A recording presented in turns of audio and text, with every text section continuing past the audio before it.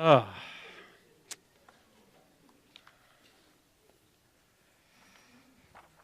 There's a lot of paper up here.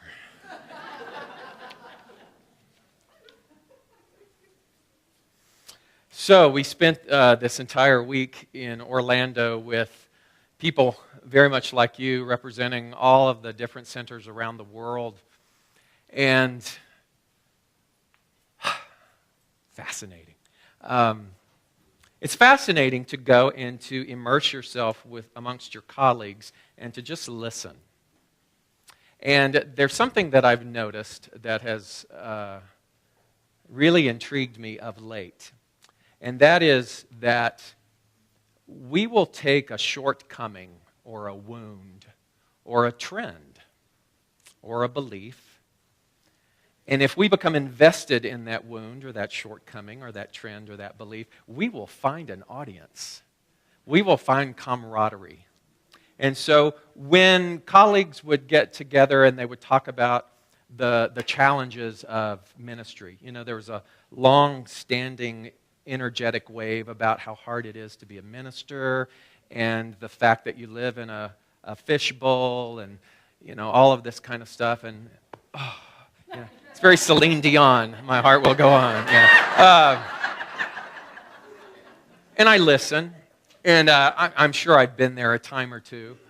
But what I begin to notice is that it's very easy for us to lose sight of truth. And again, people will argue that truth is subjective, but the truth that I'm talking about is not an earthly truth. What I'm talking about, and what I have to remind you and myself over and over and over again, is that everything is in divine order. Why do I say that? Because how can it not be if what we teach is that there's only one steadfast, energetic principle that is happening at all times, and that is that God is all-pervasive, ever-present, constant. And so when you understand that, not just understand it, but now embark upon a journey of proving that within your own life, when you really become invested in that, then you can listen to all of the trends and all of the stuff about how challenging it is to live in these earthly times. And you can listen and you can have compassion because you can say, oh, I've sat in that chair before. I've subscribed to that. In fact, I subscribed so much that I had a subscription. I have that issue. I have all of those issues.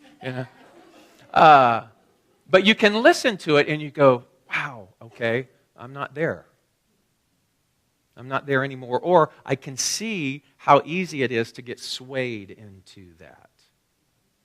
So what am I talking about? I'm talking about the fact that the path that you are on, the path that I'm assuming that you are on, which is a path of personal responsibility through the vehicle of spirituality, of recognizing your value, of understanding the fact that this life is so precious and that you've been called to prove the principle by means of your personality and your choices and your expression, and that by doing so, you get to bust through continuously all of the myths that tell you that you are helpless to that. And so when you and I do that, we elevate ourselves to a whole different plane of responsibility. And that responsibility is presented to us time and time again. I read this quote by author Paul Zelig that said, "You must be responsible to yourself as the one responsible for your own identity." You must be responsible to yourself. He says, when we operate in a diminished sense of self, we operate in lack and fear because we have been deaf a great deal of the time and have not heard nor listened to the truth of who we are, and consequently, we identify ourselves through structures that adhere to limitations. Now, what I've noticed about that is it's been fascinating because I've been reading a lot lately, and I opened this article, this incredible article about addiction. And it wasn't about heroin addiction or cocaine addiction or any of those other modalities of usage, but it was about food addiction. And it was saying in this article that you and I basically are powerless to big corporate industry. Because big corporate industry who manufactures most of our food, they've hired scientists and taste aficionados to embed within our food all of these chemicals that not only satisfy through sugar and starches and flour and such as that, but it makes you want more. And it makes you want more. So let's say you eat a Big Mac, and an hour later you want another Big Mac. And that they show you how much you would have to exercise in order to burn all of that. But as fascinating as the article is, and as quote factual as all of that might be, what you're left with in the article is that you and I are helpless biochemically to these major corporations. And I finished reading that, and then I read the same thing about our helplessness with other forms of addiction. And I thought, at what point do we take this information, but we still retain and know the idea of our power? In other words, you are never not at choice. You're never not at choice. So that addiction I saw through lack and limitation about how hard life is. Some people are addicted to chaos. And boy, haven't you seen it? If there's not chaos, they'll start something. Because that's what they're used to. There's an addiction to playing small. There's an addiction to being a victim. There is an addiction to unworthiness. And when you start to look at all of that, the basis then is the same. We have forgotten the one essential fact that tells us that the only thing that is real is that all-pervasive power that is never diminished and will never diminish. And so our job then becomes what? How do I return back to that? How do I regain my sense of responsibility? How can I understand things like biochemical reactions and at the same time go, I'm still in charge about what I put in my mouth. I'm still in charge about what I choose to think and what I choose to dwell on. I'm still in charge.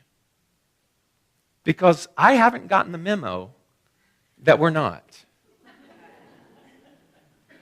And so I look at that as a call to a deepening of personal responsibility.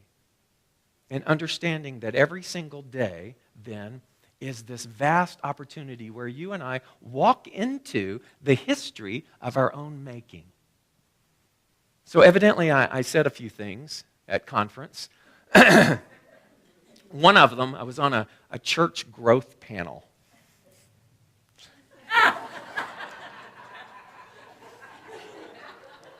I just said, you know what? I'm not into church growth. I'm not here to talk about and to strategize. Strategy is useless if there's not consciousness. What I'm about is consciousness. So for me, it's how do we develop and grow consciousness, and then the rest will take care of itself. And then I said this. I said, you know what? You know what I love? I love the fact that I'm going to die. And the room got very quiet. I said, I love the fact that I'm going to die. I love the fact that eventually I will shed this, because what that tells me is that while I'm here, I have the opportunity to live. And what's the point of living? The point of living is not to be bound by any addictions. The point of living is not to seek out others who are going to substantiate our limitations. But the point of living is for you and I to prove the principle.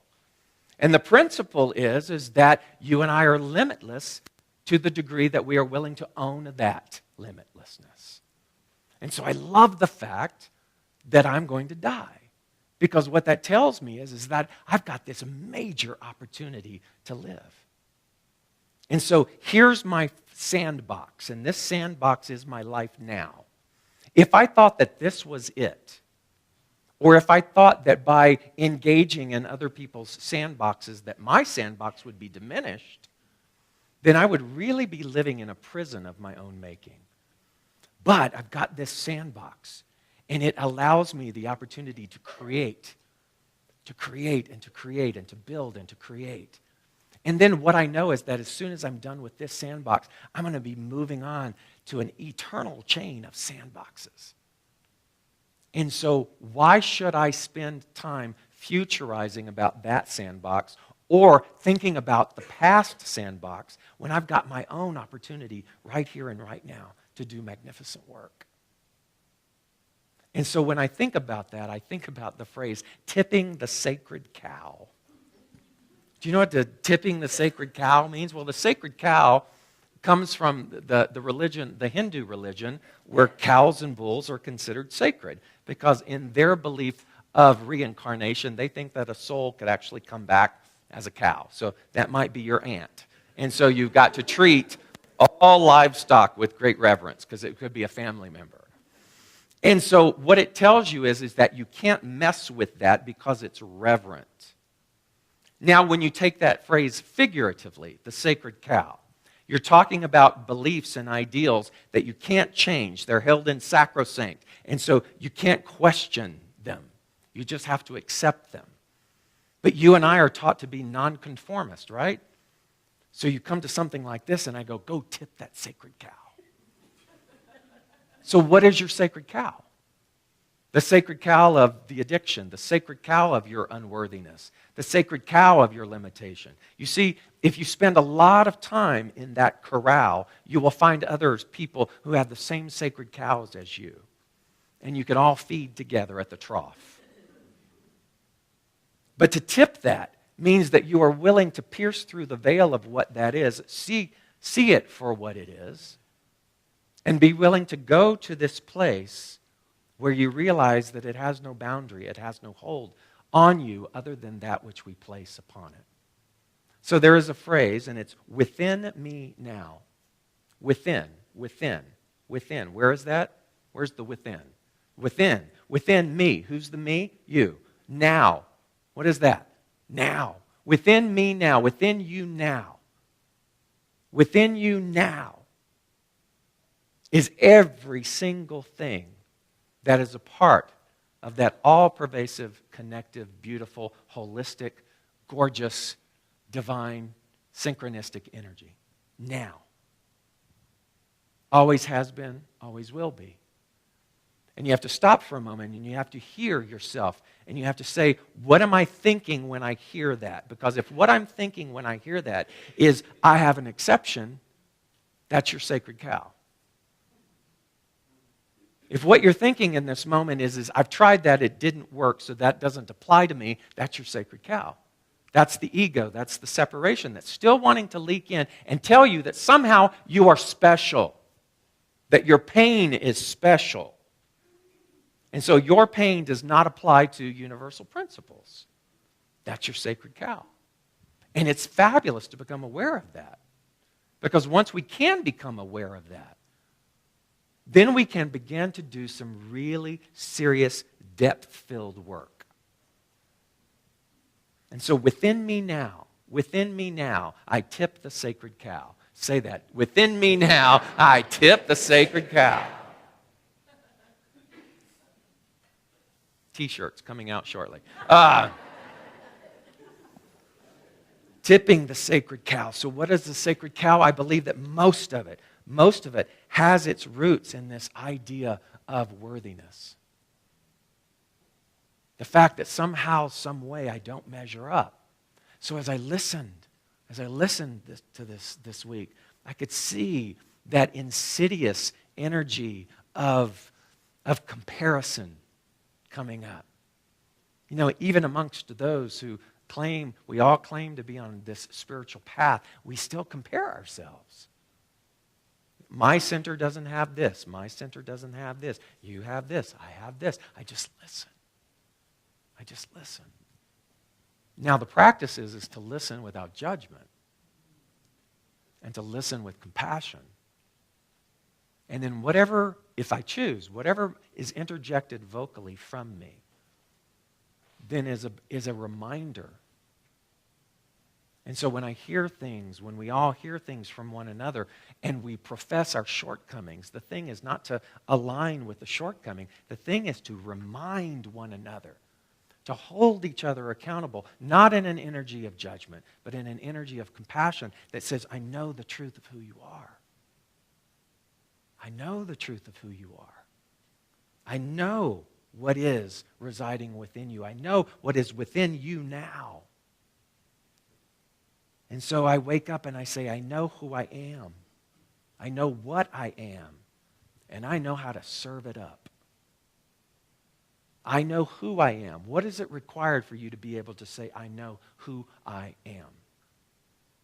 What is required of us in order to be authentic in that statement is to go back to the idea that the only thing that is real is God. If it's all God, A-L-L, all God, I am a part of that all. No exception. So when I know who I am, not intellectually, but within my heart, when I feel that I know who I am, then I'm going to make the most out of this sandbox.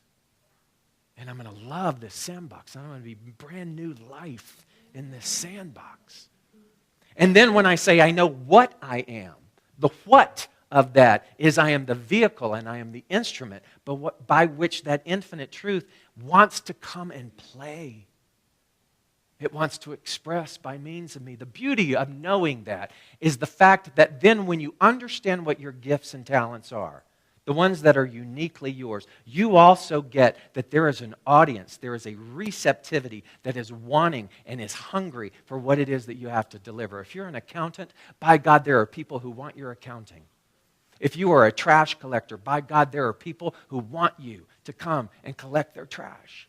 If you are a writer, then by golly, there are people who crave to read what it is that you have to express, and so on and so on and so on. There is no limitation. When you know who you are, and when you honor that, I know who I am, I know what I am, and I know how to serve it up.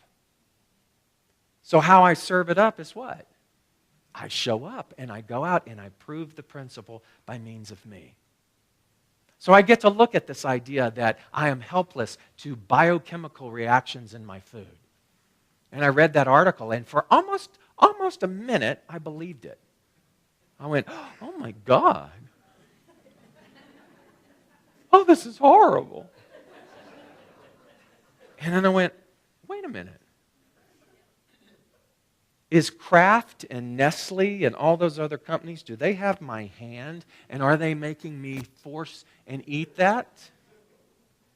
You're right. When I eat it, oh, that's good. I want some more. But wait a minute. Where's the power?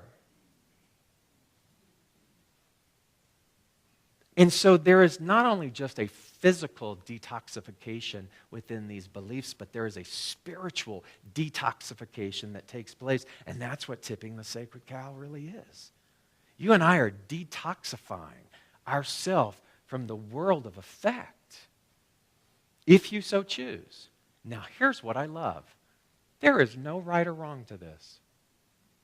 If you want that sugar, if you want whatever that is, by golly, just get naked and roll in it. Just eat it. I mean, let it come through this orifice and through every single cell in your body. Love it. But here's the thing. Stop whining about it. If you're going to do it, do it. But stop making it the responsibility of your misery. If you are going to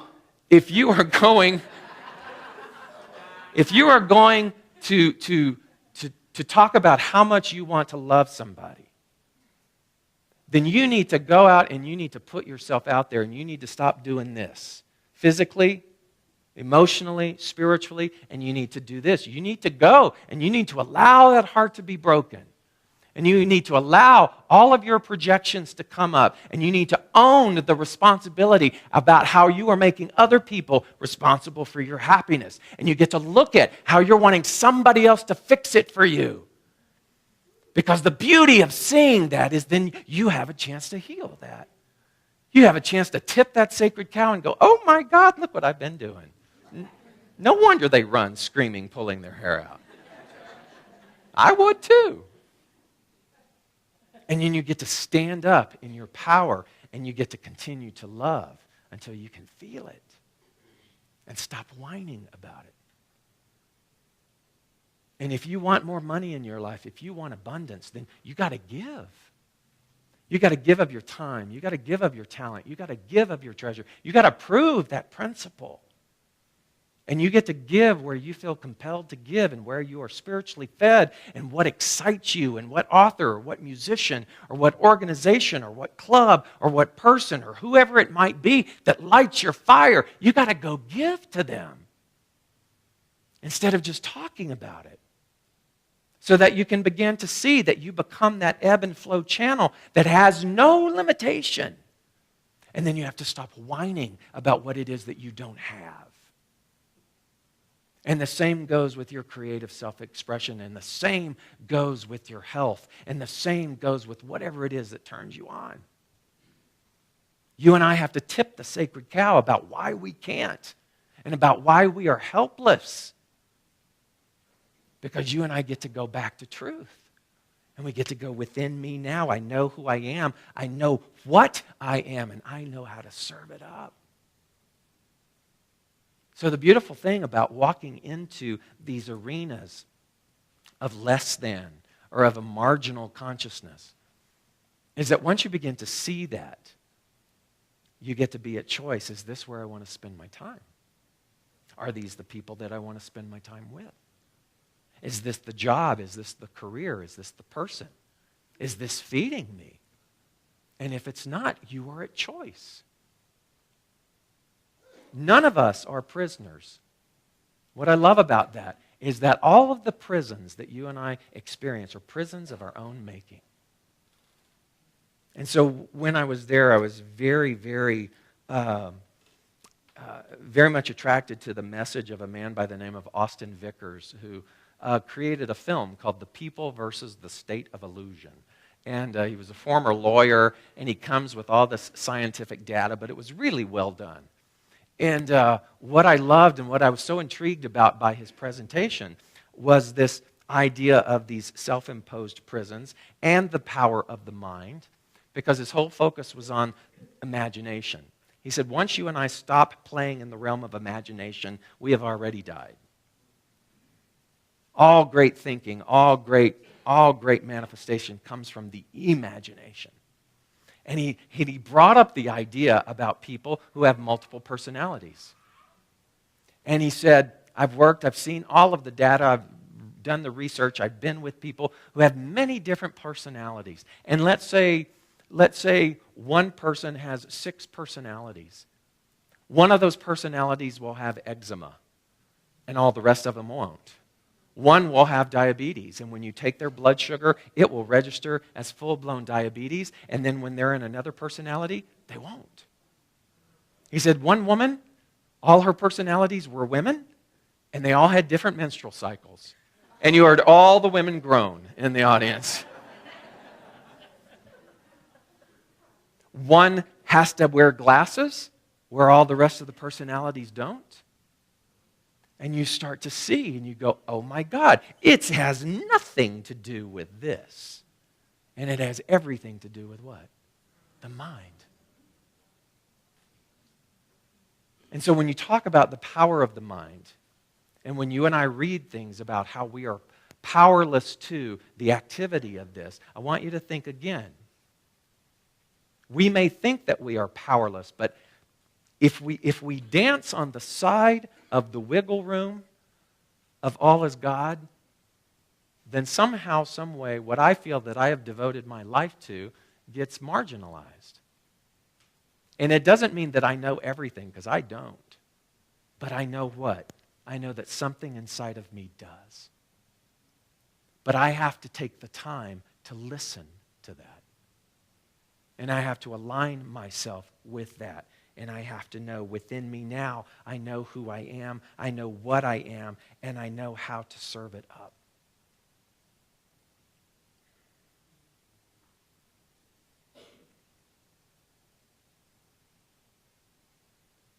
So what we have before us is the opportunity to live and to move forward. And by moving forward, you and I have the opportunity to integrate all that has become before us. Austin Vickers said that we don't ever break free from our childhood. And I went, what? And he said, we don't break free from our childhood, or we don't break free from our past. And he says, because one of the principles of science is that we know that energy is never created nor destroyed. So in place of energy, you can put in the word information. Information is never created nor destroyed. So the information that created your childhood will still be there. But guess what? You have an opportunity to look at that information and to readdress it and to reacquaint yourself with it with a whole different level of consciousness. So here's what I love. He said, I'll go to people and he'll say, imagine that I have a magic wand, and this magic wand, if you give me permission, I will wave it for you, and I will take away anything from your past. You just name it. If it's a person, if it's a situation, whatever it is that you wish would have never happened. He goes, I'll take this magic wand and I'll wave it, and that thing will be completely gone. But the caveat to that is this. If I do that, if you give me the permission to do that, you may not be sitting here. The person that you're with, you may not be with. The city that you live in, you may not be. The family that you have, that family may not exist. Because by doing that, it will alter everything within your story and also what happens in your future. So if you want me to, I will go and I will do that. He's asking them to play along in that. And he says, I've never had one person say, okay, do it. Because the reality is that when you can look then at the energy and the information of that, and you could say, wow, that was crap. But guess what? That fertilized what needed to be fertilized in order to me to move on. In order for me to gain my traction and my awareness, in order for me to get so fed up that I had to become this seeker that wouldn't stop seeking until I felt fed and nourished, until I found my tribe, until I found what it is that I needed. And when you start to look at your life that way, then there's no need anymore to tip any more sacred cows, because you're not looking at anything that's holding you back. And you know that within you now is everything that you need to move forward. And so the vision isn't about looking back and talking about what isn't working, who did what, what isn't working, who did what isn't working, who did what. It isn't based on personality. It's based upon where am I going.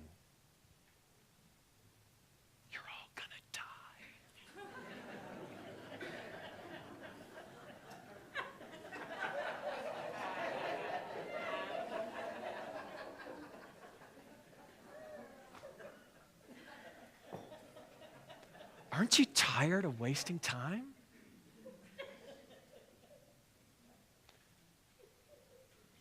You know, I can only imagine that all of that infinite energy is just screaming, lighten up.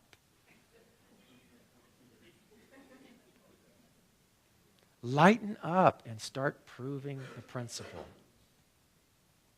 So if you've got a crazy idea, go be crazy. Allow yourself to explore. Allow yourself to finally have permission to live large. And to really get, and I'll leave you with this, to really get, you are not powerless.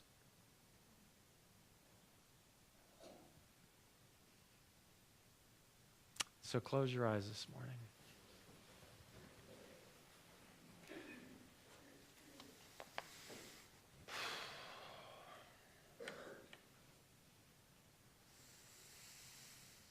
just indulge me for a moment and practice hyper listening. Just listen.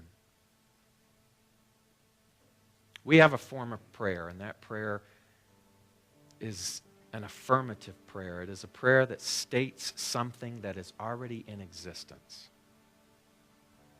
It is a prayer of power. It is a prayer of absolute love. Is it a prayer of radiance? It is a prayer of wholeness. It's not a prayer of asking.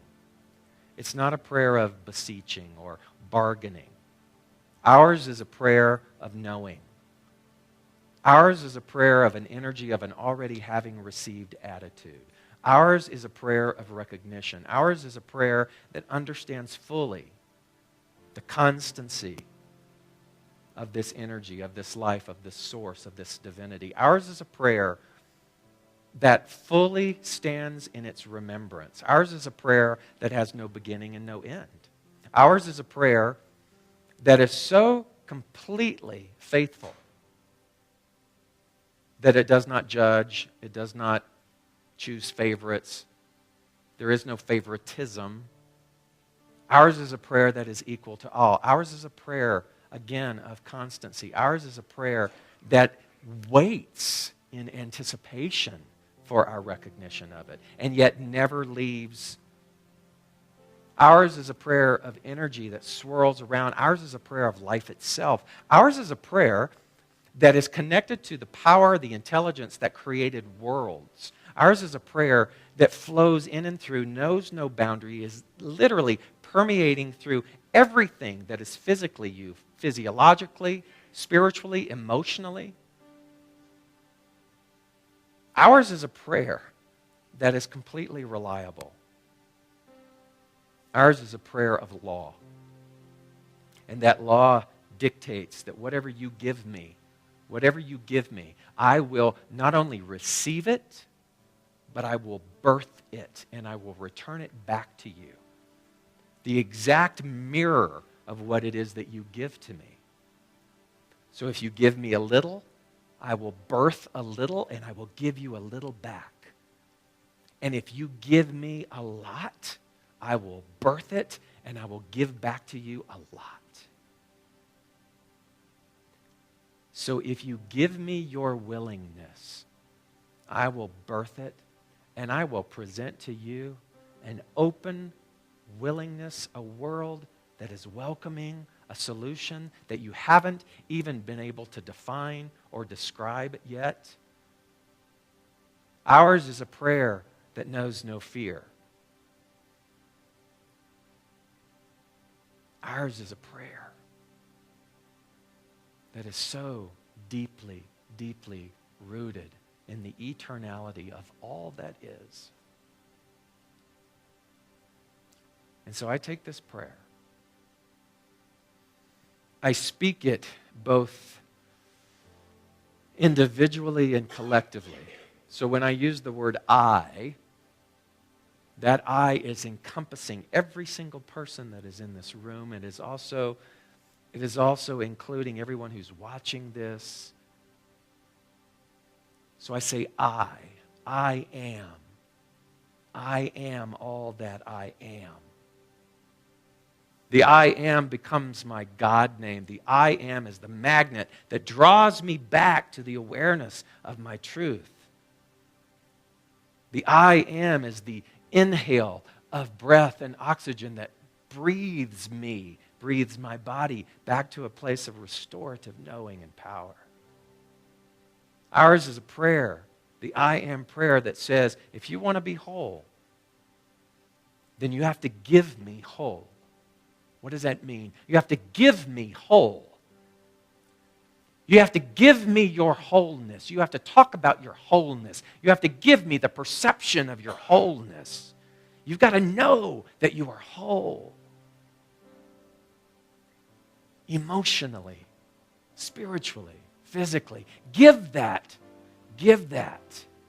to your prayer.